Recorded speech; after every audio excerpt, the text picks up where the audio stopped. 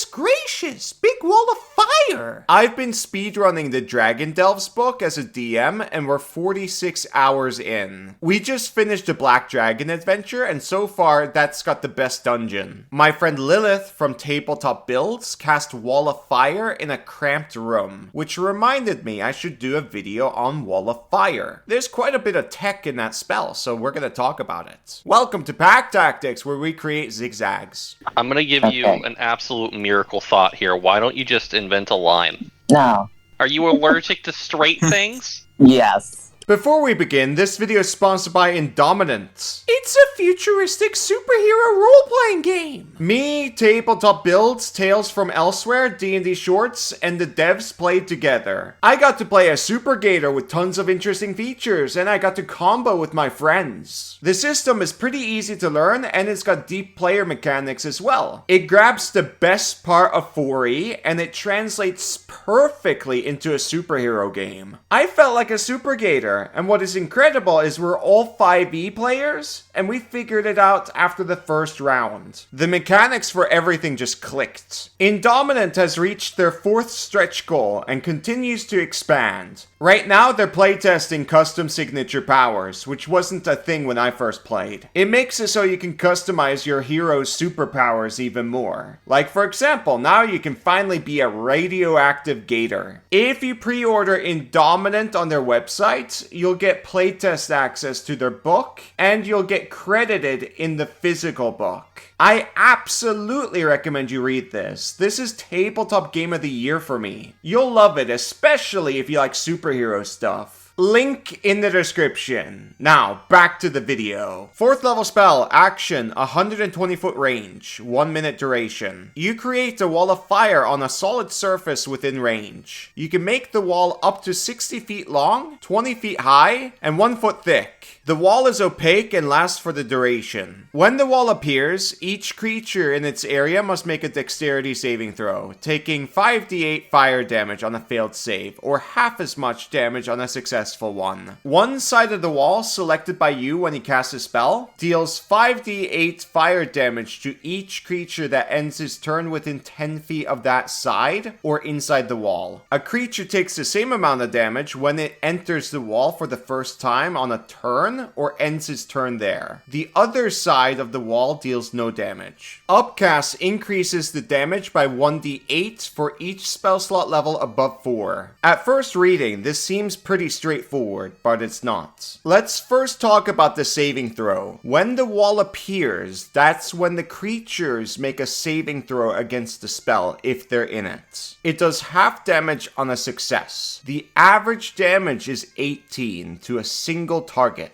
It's very easy to get multiple creatures in it. Here's the special thing that most people miss out on, and I forgot about it. The saving throw only happens when the wall first appears in the casting. After that, when a creature ends its turn within 10 feet of the selected side, or inside the wall, or enters the wall for the first time, that 5d8 damage is automatic with no saving throw. So the average damage ramps up to 22.5 to a single creature. If a creature enters the wall of fire and ends its turn there, which will happen sometimes, especially in front of doorways, then the average damage is 45, which is incredible. That's why Lilith didn't make a straight line. She made a V shape, so the Gurk here exits the wall of fire and then re-enters into the wall of fire and hopefully ends its turn in the wall of fire. That way, she maximizes the entire spell. But we're not done yet. On the turn you cast a spell, if you combo it well, you can trigger both the saving throw damage and the automatic damage together in one turn to do 40.5 average damage straight away. I'll give you an example I saw yesterday when I'm recording this video.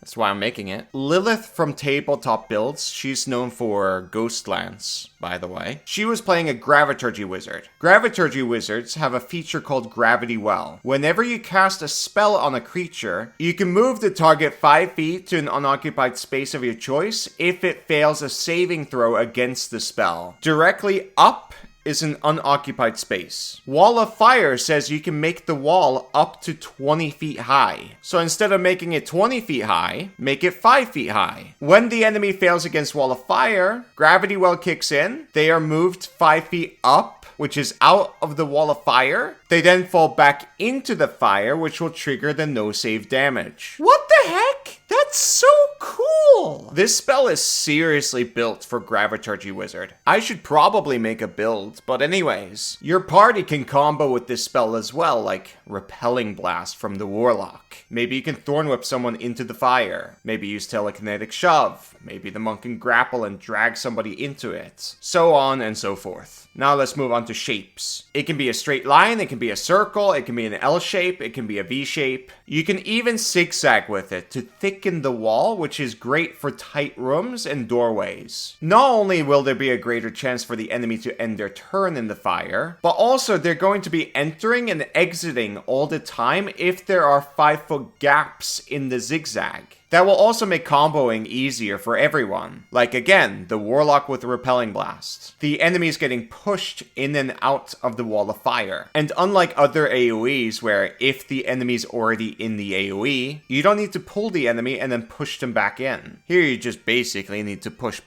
It's an AoE zigzag with gaps. Mike Merles confirms you can zigzag. I think you guys get the whole picture. Fantastic spell for a Graviturgy Wizard. One last thing. Wildfire Druid does more damage with the spell as an extra d8. If you're playing a Wildfire Druid or a Chronergy Wizard, then upcasting Wall of Fire is absolutely worth it. Well, it's debatable for the Wizard angle, because of Wall of Force and stuff. Grab this spell, it's incredibly underrated. It's very unique because of the shapes you can make. It's not often you get to play with these shapes. And it's really strong when you and your team know what you're doing. Anyways, end the video. Check out the Kobold and Gator Dice on Kickstarter. We still need followers. Thank you for watching. Bye-bye!